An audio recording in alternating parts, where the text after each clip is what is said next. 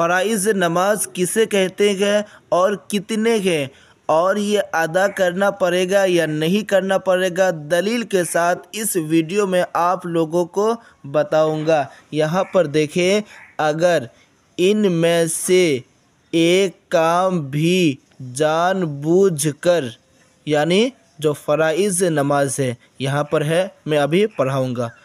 अगर इनमें से, ठीक है, इनमें से एक काम भी, यानी इनमें से एक भी जानबूझकर, यानी आप जानते हैं कि इसको अदा करना है लेकिन फिर भी छोड़ दिया, या भूल कर, यानी गलती से छूट गया, इनमें से कोई गलती से छूटा, आप जानबूझकर नहीं छोड़ें, छूट जाए तो सजदा सहव करने से भी नमाज ना होगी।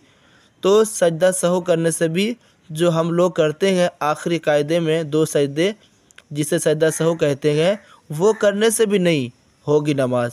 इसलिए कि जानबूझकर हो या फिर गलती से हो, दोनों सूरत में आपकी नमाज होगी ही नहीं, बल्कि असर नो नमाज पढ़ना ज़रूरी है, यानी फिर से नमाज पढ़ना ज़रूरी है, आपकी नमाज नहीं होगी। अब वो काम क्या है? नमाज के कुल 7 फ़राइज़ हस्ब झेल है, यानी टोटल कितने हैं? 7 टोटल फ़राइज़ 7 हैं। फ़राइज़ नमाज, पहला तकबीर तहरीमा, तकबीर तहरीमा। अब इस क्या कहते हैं तकबीर तहरीमा को, और किसे कहते हैं?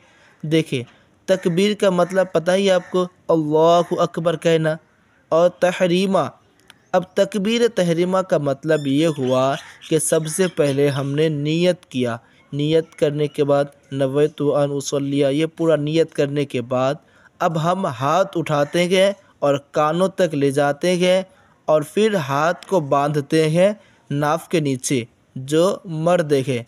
तो इसी को तकबीर तहरीमा कहते हैं। जो फर्स्ट में अल्लाहु अकबर कह के हाथ उठाते हैं उसे तकबीर तहरीमा कहते हैं।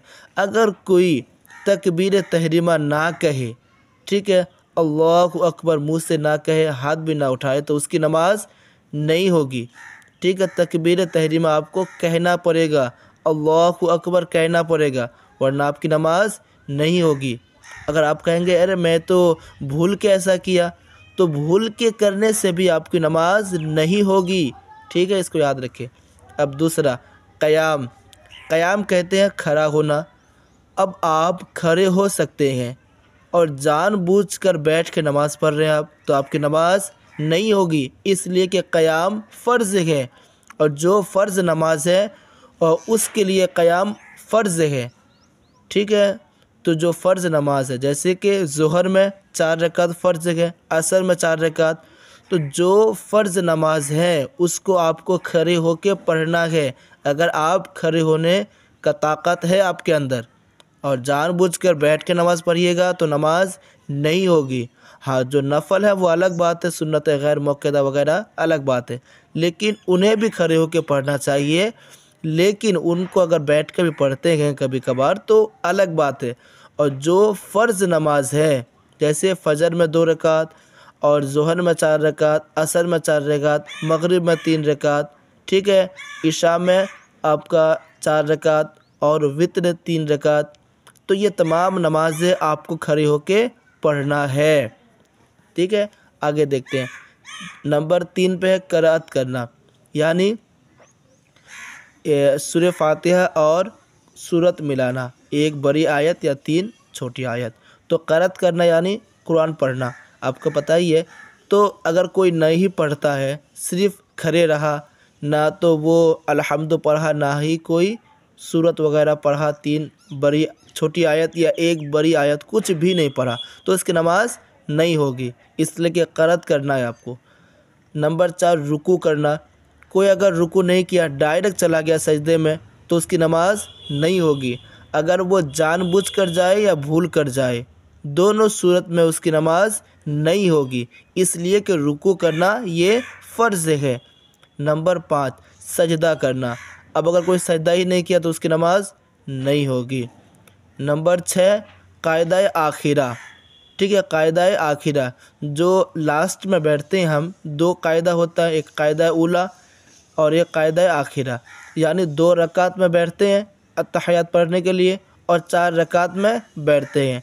तो यही 4 रकात में जो बैठते हैं उसमें बैठना फ़र्ज़ है, ठीक है। उसमें अगर नहीं बैठेंगे तो आपकी नमाज नहीं होगी। और 7वां है क्या, खुरूज बिसुनही, यानी अपने इरादे से नमाज ख़त्म करना। ये नहीं कि भाई कोई कह रहा है तभी नमाज ख़त्म कर रहा है, अपने इरादे से नमाज को ख़त्म करना।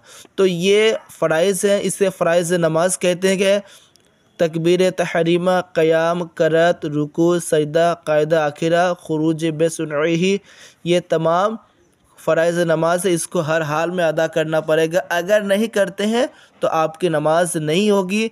अगर गलती से भी इसको छोड़ दिया आपने तो फिर भी आपकी नमाज नहीं होगी, फिर से आपको नमाज पढ़ना पड़ेगा। तो ये दलील है मोमिन की नमाज, पेज नंबर 56 में है। चलिए अब मिलते हैं नए मसाइल के साथ।